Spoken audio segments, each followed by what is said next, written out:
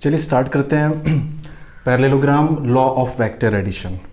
इसके पहले हमने पढ़ा था triangle law of vector addition, जिसमें हमने वेक्टर एडिशन में उसका रिजल्टेंट कैलकुलेट किया था। रिजल्टेंट की वैल्यू निकल गई थी √a² + b² + twice of ab cos of theta, जहाँ पे थीटा a और b दोनों वेक्टर्स के बीच का एंगल था। एक बार ज़रा उसको रिकॉल कर लेते हैं कि triangle law of vector addition में क्या हुआ था। वहाँ पे आपने देखा था कि एक वेक्टर था, ये वेक्टर a हमने मान लिया। उसके बाद एक वेक्टर हुआ करता था वेक्टर b, और वो वेक्टर b हॉरिजॉन्टल के साथ कुछ एंगल पे था। ये आपका वेक्टर b है and it makes angle theta degree, और ये थीटा डिग्री बना रहा है प्लस x एक्सिस के साथ, positive direction of x axis के साथ। तो यहाँ पे हमने देखा था कि जो इसका रिजल्टेंट वेक्टर निकल के आ रहा था, तो रिजल्टेंट वेक्टर निकालने के लिए हमने क्या किया था कि फर्स्ट वाले वेक्टर के टेल से सेकंड वाले वेक्टर के हेड को ज्वाइन किया था, और जो वेक्टर निकल के आया था वही था अपना रिजल्टेंट वेक्टर। तो ये आपका हो गया था vector c and it will be equals to vector a plus vector b। और इसके जब मैग्नीट्यूड की बात आई थी तो इसका मैग्नीट्यूड कितना निकल के आया था, तो मैग्नीट्यूड था अपना c = √a² + b² + 2ab cos of theta, जहाँ पे थीटा दोनों वेक्टर्स के बीच का एंगल था। ये तो triangle law of vector addition, इसके डेरिवेशन पे हम लोग नहीं जा रहे हैं। डेरिवेशन इसका हमने देखा था with the help of cosine और साथ ही साथ साइन रूल का यूज़ करके इसका डेरिवेशन, और साथ ही साथ ये जो रिजल्टेंट वेक्टर एंगल बना रहा था अल्फा, हमने इसकी वैल्यू कैलकुलेट की थी। ये जो एंगल है अल्फा, ये रिजल्टेंट वेक्टर और साथ ही साथ वेक्टर ए के बीच का एंगल है। अब देखिए यहाँ पे नोटिस करने वाली चीज़ है क्या, यहाँ पे हुआ क्या है कि वेक्टर ए के टेल को ज्वाइन किया गया है, सॉरी हेड को, वेक्टर ए के हेड को ज्वाइन किया गया है वेक्टर बी के टेल से। ठीक है, तो यहाँ पे एडिशन निकालने के लिए, दो वेक्टर को ऐड करने के लिए एक वेक्टर के हेड को दूसरे वेक्टर के टेल पे रखा गया, उसके बाद जो भी प्रोसेस है उसको फॉलो किया गया। लेकिन parallelogram law of vector addition में ऐसा नहीं होता। ये लॉ क्या कहता है, अब इसमें देखिए, to add two vectors we place both vectors at a common point. इसमें बोल रहा है कि इस लॉ की हेल्प से अगर आपको वेक्टर्स को ऐड करना है तो सबसे पहले आप दोनों वेक्टर्स के टेल को एक कॉमन पॉइंट पे पहले रखिए, एक कॉमन पॉइंट पे रखिए दोनों वेक्टर्स के टेल को। उसके बाद चलिए एक एक करके स्टेटमेंट पढ़ते जा रहे हैं, उसके बाद हम इसका यूज़ बता रहे हैं कैसे ये यूज़ हो रहा है।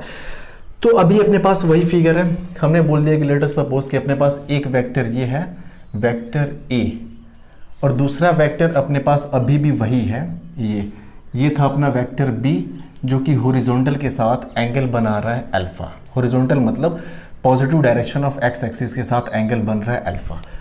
अब इन दोनों वेक्टर्स को हमें ऐड करना है with the help of this law, इस लॉ का यूज़ करना है, दोनों वेक्टर्स का एडिशन हमें कैलकुलेट करना है।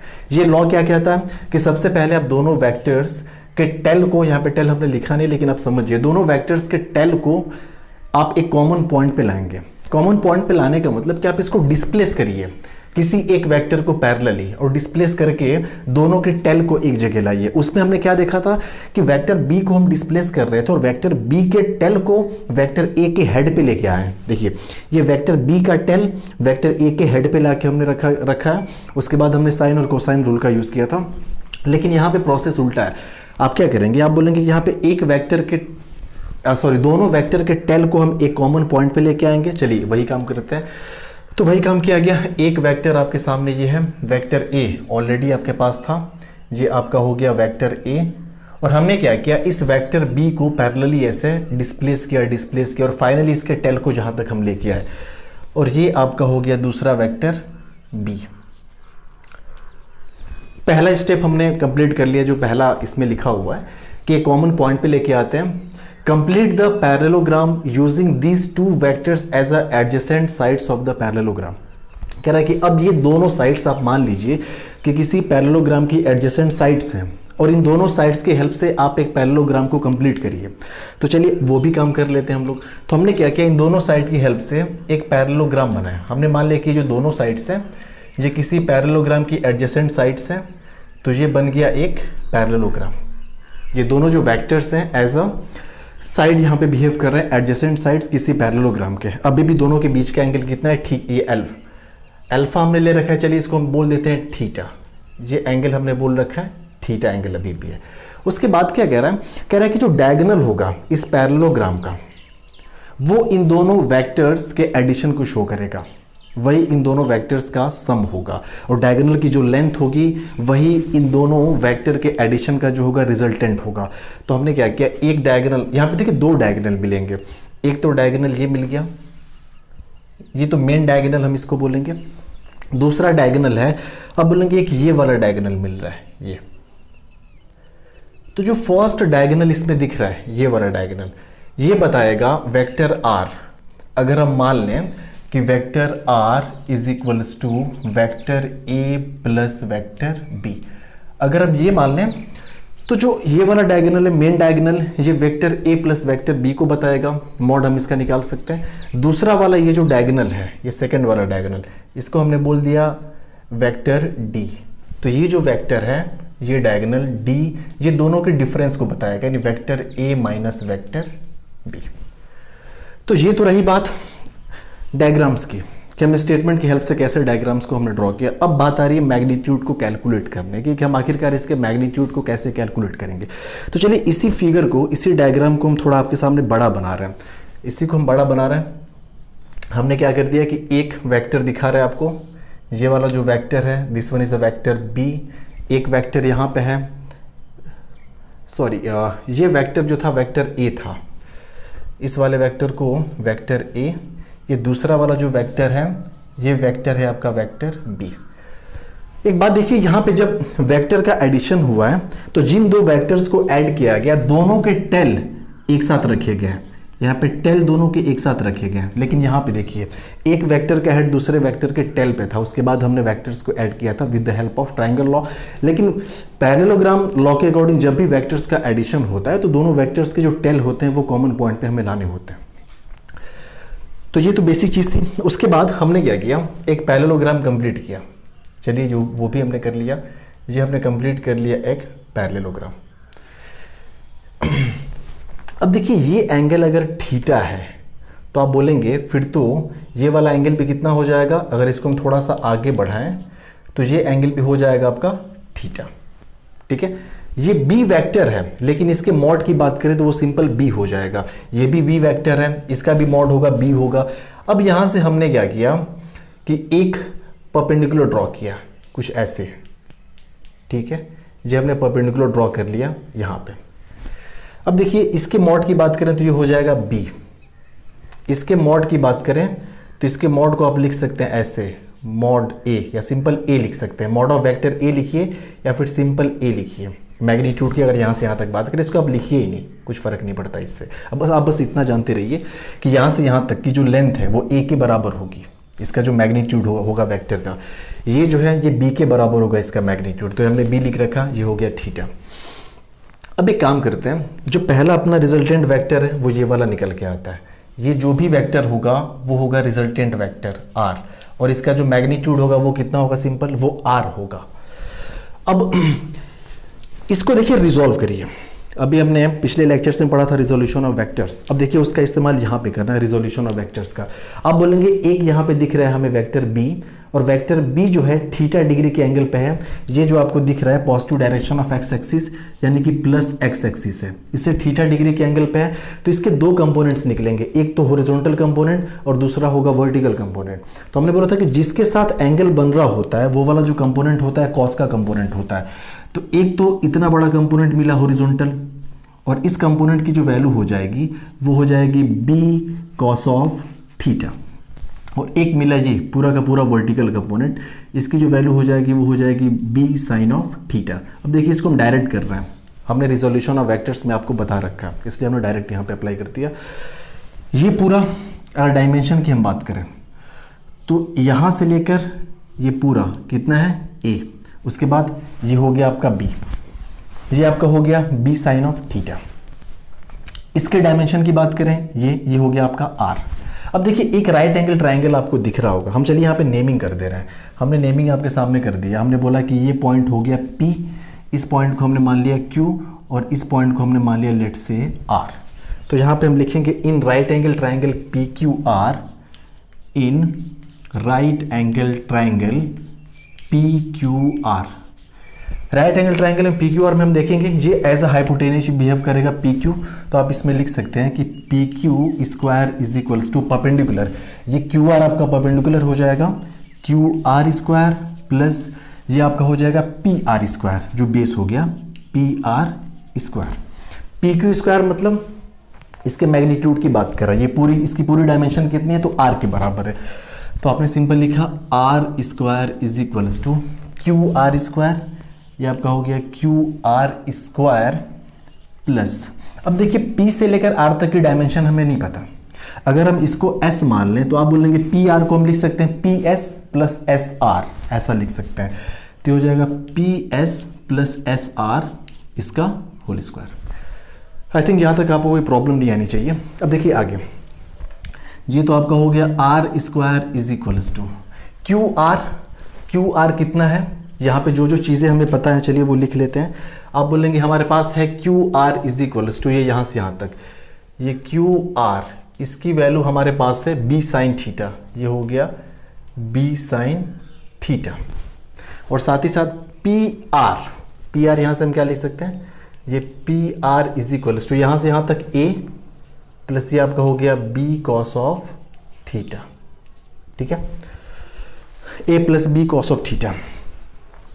यहाँ पे देखिए क्यू आर यानी कि बी साइन थीटा का होल स्क्वायर, यानी हो जाएगा B square sine square theta plus P S का मतलब वही है ए प्लस एस आर यानी बी कॉस थीटा इसका होल स्क्वायर। चलिए अब एक्सपेंशन करते हैं इसका, तो ये हो जाएगा B square sine square theta plus A square plus B square cos square theta plus 2ab cos of theta. ये चीज़ समझ में आई यहाँ तक। ये आपका आर स्क्वायर अभी तक हम कैलकुलेट कर रहे हैं, आर स्क्वायर की वैल्यू इतनी निकल के आई, B square sine square theta plus A square plus B square cos square theta plus 2ab cos of theta. अब देखिए यहाँ पे B square sine square theta and this one is the B square cos square theta, यहाँ से B square common हो जाएगा, तो आप बोलेंगे इन ब्रैकेट बचेगा sign square theta plus cos square theta और इसकी वैल्यू होती है 1। आप इसको साइड में कहीं लिख लीजिए कि sign square theta plus cos square theta इसकी वैल्यू होती है 1। बेसिक ट्रिग्नोमेट्री है, कुछ इसमें रॉकेट साइंस नहीं है। तो ये आपका हो गया, ये तो आर स्क्वायर ऐसे ही है, तो R square is equals to B square और in bracket sine square theta plus cos square theta को हमने डायरेक्टली यहाँ पे 1 कर रखा है। साथ ही साथ यहाँ पे आपका बचा A square plus 2ab cos of theta. तो फाइनली जो हमें एक्सप्रेशन निकालना था वो हम लोग निकाल चुके हैं। आर इज इक्वल्स टू लिखेंगे under root A square plus B square plus 2ab cos theta, तो आर मिल गया हमें यहाँ से under root A square plus B square plus 2ab cos of theta. तो एक चीज़ यहाँ पे आप क्लियर देख सकते हैं कि जो मैग्नीट्यूड है रिजल्टेंट का उस पर कुछ फर्क नहीं पड़ रहा है, चाहे हम वेक्टर्स का एडिशन ट्रायंगल रूल से करें, चाहे तो हम वेक्टर्स का एडिशन पैरेललोग्राम रूल से करें, किसी भी लॉ से हम उसको ऐड कर रहे हैं तो उनके रिजल्टेंट के मैग्नीट्यूड पे कुछ असर नहीं पड़ने वाला, वही निकल के आ रहा है finally, and that is A square plus B square plus 2ab cos of theta. अब देखिए मैग्नीट्यूड तो हमने कैलकुलेट कर लिया, अब बात आती है ये एंगल की, कि ये जो रिजल्टेंट है लेट से हमने कह दिया कि ये वेक्टर ए के साथ बना रहा है अल्फा एंगल, तो ये एंगल अल्फा कितना निकल के आएगा, तो आप बोलेंगे ठीक है इसको भी तो हम कैलकुलेट कर सकते हैं। इसी ट्रायंगल में अगर हम tan थीटा लिखें, यही ट्रायंगल में इन राइट एंगल ट्रायंगल हम बात करें पी क्यू आर की ही, तो आप बोलेंगे tan of theta is equals to हो जाएगा perpendicular and that is Q R, ये जो हो गया परपेंडिकुलर हो जाएगा, ये आपका हो जाएगा बेस यहाँ से यहाँ तक, तो ये हो गया Q R divided by base आपका हो जाएगा पी आर, ये हो गया पी आर। तो मिला आपको tan theta is equals to tan theta नहीं सॉरी tan अल्फा हम बोलेंगे, tan अल्फा, ये हो गया tan अल्फा, क्योंकि हम इस ट्रायंगल की बात कर रहे हैं ना पी क्यू और ये आर की, यहाँ पे जो एक्यूट एंगल बन रहा है अल्फा बन रहा है, tan alpha is equals to Q R divided by P R. अब देखिए क्यू आर इसकी वैल्यू हमें यहाँ से पता है, ये आपका बी साइन थीटा, फिर यहाँ भी आप देख सकते हैं ये हो गया B sine theta divided by P R, और पी आर की वैल्यू है A plus B cos theta, ये हो जाएगा A plus B cos of theta. तो देखिए tan theta is equals to इतना निकल गया, sorry tan alpha is equals to, then alpha is equals to tan inverse b sin theta divided by a plus b cos of theta. तो देखिए हमने दोनों चीज़ें कैलकुलेट कर ली। एक तो ये कैलकुलेट कर लिया कि जब दोनों वेक्टर्स को ऐड किया जाएगा तो उनका रिजल्टेंट कितना निकल के आएगा, उसका मैग्नीट्यूड क्या होगा, ये तो हमने मैग्नीट्यूड कैलकुलेट कर लिया। दूसरा हमने ये कैलकुलेट कर लिया कि जो रिजल्टेंट होगा with the positive direction of x axis या फिर वेक्टर ए के साथ कितना एंगल बनाएगा अल्फा, और उस अल्फा को भी हमने कैलकुलेट कर लिया, and that is tan inverse b sin theta upon a plus b cos of theta. तो ये parallelogram law of vector addition है and this is very very important. इसमें एक चीज़ और हम देख सकते हैं, अगर मान लीजिए कि दोनों वेक्टर्स के मैग्नीट्यूड आपस में बराबर हैं, हम जिन दो वेक्टर्स को ऐड कर रहे हैं, अगर हमने बोल दिया कि लेट, चलिए इसको हम यहाँ पे कर दे रहे हैं, थोड़ा सा स्पेस से ज़्यादा इसमें जगह नहीं लगना, हमने बोला कि let a is equals to b। हमने बोल दिया कि जो दो वेक्टर्स हैं, वेक्टर a और वेक्टर b, इन दोनों के मैग्नीट्यूड आपस में बराबर हैं, a b के बराबर है, ठीक है। उस केस में क्या होगा, रिजल्टेंट का फॉर्मूला क्या निकल के आएगा, तो आप बोलेंगे a के जगह पे हम b कर दें या b के जगह पे a कर दें, यही हमें करना होगा। उस केस में आपका r हो जाएगा, चलिए हम b की जगह पे a कर दे रहे हैं, तो ये हो गया a स्क्वायर, a तो पहले से ही अपना, तो ये हो गया a स्क्वायर प्लस b की जगह पे भी हमें a करना पड़ेगा, दोनों आपस में बराबर हैं, तो a स्क्वायर प्लस 2ab यानी 2a square cos of theta, 2a square cos of theta. देखिए a स्क्वायर 2a स्क्वायर हो गया, ये r इज इक्वल्स टू, और 2a स्क्वायर, ये 2a स्क्वायर हो गया, तो चलिए इसको दिखते हैं, ये 2a स्क्वायर और इन ब्रैकेट हो जाएगा, यहाँ भी 2a स्क्वायर है तो यहाँ पे बचेगा 1 प्लस कॉस ऑफ थीटा। देखिए यहाँ पे एक ट्रिग्नोमेट्रिक हमें रूल अप्लाई करना पड़ेगा, जो हाफ एंगल फॉर्मूला होता है, cos theta is equals to, एक बात आप याद रखिएगा कि cos theta is equals to होता है 2 कॉस स्क्वायर थीटा माइनस 1। तो यहाँ पे हम जब करेंगे 2 कॉस स्क्वायर थीटा माइनस 1, तो 1 से -1 कट जाएगा, सिर्फ कितना बचेगा 2 कॉस स्क्वायर थीटा, तो ये हो जाएगा r is equals to under root, ये पहले से 2a स्क्वायर है multiplied by 2 cos square theta बचा, कॉस स्क्वायर थीटा नहीं, कॉस स्क्वायर थीटा बाई 2 हो जाएगा, ये हो जाएगा कॉस स्क्वायर थीटा बाई 2। देखिए 2 और 2 2 2 4 हो जाएगा, ये a स्क्वायर है, तो आप बोलेंगे यहाँ से एक 2 बाहर हो जाएगा, तो r is equals to 2a square है तो एक a बाहर हो जाएगा, कॉस स्क्वायर थीटा बाई 2 में से सिर्फ कॉस ऑफ थीटा बाई 2 बाहर हो गया। इस केस में r की वैल्यू ये निकल के आई, जो आपका रिजल्टेंट होगा 2a cos of theta by 2 होगा। तो देखिए ये चीज़ भी हमने कैलकुलेट कर ली कि जब दो इक्वल वेक्टर्स को आपस में जोड़ा जाएगा तो उनका मैग्नीट्यूड कितना होगा, r is equals to 2a cos of theta by 2। एक बात और कि जब भी वेक्टर्स आपस में बराबर हों तो जो उनका रिजल्टेंट होता है उन दोनों के बीचों बीच से जाता है, यानी कहने का मतलब कि हमने अगर आपके सामने बोल दिया कि लेट्स से कि वेक्टर a जो है वो वेक्टर b के बराबर है, अगर वेक्टर a को हमने वेक्टर b के बराबर कर दिया तो देखिए फिगर कैसा बनेगा। आपने बोला कि ये आपका हो गया वेक्टर a, चलिए ये आपका हो गया वेक्टर b। तो सबसे पहला काम क्या किया हमने, इन दोनों साइड्स को लेके पैरेललोग्राम कंप्लीट किया। अब ये जो रिजल्टेंट होगा ना, ये दोनों वेक्टर्स के बीचों बीच से जाएगा, इट मीन्स ये वाला जो एंगल है वो इसके बराबर होगा, कब, वेन ये a किसके बराबर होगा, b के बराबर, जब दोनों के रिजल्टेंट आपस में बराबर हो। ये बात समझ में आई।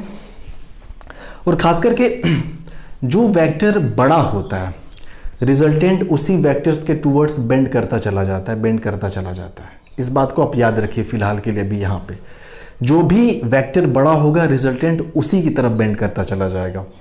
इसको आप फिल भी कर सकते हैं सिंपल। आप बोलेंगे ठीक है, हमने अगर ऐसा कुछ बना दिया, कि एक वेक्टर ये है और दूसरा वेक्टर ये हमने छोटा सा वेक्टर बना दिया, दोनों वेक्टर्स को हम ऐड कर रहे हैं, तो आप बोलोगे दोनों को लेके पहले तो हम एक काम करें कि पैरेललोग्राम कंप्लीट कर लें। ठीक है, ये हमने दोनों की हेल्प से एक पैरेललोग्राम कंप्लीट कर लिया, दोनों वेक्टर्स को किसी पैरेललोग्राम की एडजेसेंट साइड मान के। अब जो डायगोनल होगा that will give you the resultant of this two vectors. तो चलिए अब डायगोनल को हमने ड्रॉ किया। अब देखिए जब आप डायगोनल ड्रॉ करेंगे ना तो आपको इसमें देख के भी लग रहा है, अब देखिए इस फिगर में आप क्लियरली कह सकते हैं कि ये जो डायगोनल है, ये जो आर है, इसको हम मान लें कि ये आपका वेक्टर ए था, ये आपका वेक्टर बी था, तो आप क्लियरली देख सकते हैं जो वेक्टर आर है वेक्टर ए के टूवर्ड्स बेंट है, इसके तरफ झुका हुआ है। तो यहाँ पे क्या था, अब बोलेंगे यहाँ पे जो ए था वो बी से बड़ा था, यानी वेक्टर ए का मैग्नीट्यूड वेक्टर बी से बड़ा था। तो इस चीज़ को आप याद रखिएगा कि जो बड़ा वाला वेक्टर होता है हमेशा जो रिजल्टेंट होता है उसी की तरफ झुका होता है। तो ये बेसिक चीज़ें थी, बेसिक अंडरस्टैंडिंग हमने यहाँ से लगाई। Parallelogram law of vector addition का साइन रूल हमने ऑलरेडी पढ़ रखा है, ट्रिग्नोमेट्रिक रूल्स जो होते हैं, ट्रायंगल रूल्स होते हैं। अब इसके बाद जो एक दो और टॉपिक बचे हुए, यूनिट वेक्टर्स के बाद डॉट प्रोडक्ट, क्रॉस प्रोडक्ट। अब देखिए इसमें एक और हम लेक्चर आपका लेंगे, एक और वीडियो आपको हम प्रोवाइड करेंगे parallelogram law of vector addition के लिए। वो थोड़ा कुछ अलग होगा, उसमें हम लोग फिगर की हेल्प से, उसमें पिक्चोरियल अंडरस्टैंडिंग हम लोग लेंगे, डायग्राम की हेल्प से कैसे वेक्टर्स को समझा जाए। क्योंकि हमने ऑलरेडी जिस दिन लेक्चर स्टार्ट हुआ था हमने आपसे एक बात बताई थी कि जो वेक्टर्स होता है, वेक्टर्स अलग चीज़ नहीं है। अगर आपको ट्रायंगल्स की प्रॉपर और बेटर अंडरस्टैंडिंग है, आपको ज्योमेट्री थोड़ी बहुत अच्छे से आती है, पैरेललोग्राम आपको आता है, तो आप वेक्टर को इजीली कैलकुलेट कर पाएंगे। आपको हर एक क्वेश्चन में न्यूमेरिकली इसको सॉल्व करने की ज़रूरत नहीं है, आप डायग्राम को देख के, डायग्राम को इमेजिन करके आप आंसर्स वगैरह बता सकते हैं। तो मिलते हैं अपने नेक्स्ट लेक्चर में जो कि है यूनिट वेक्टर।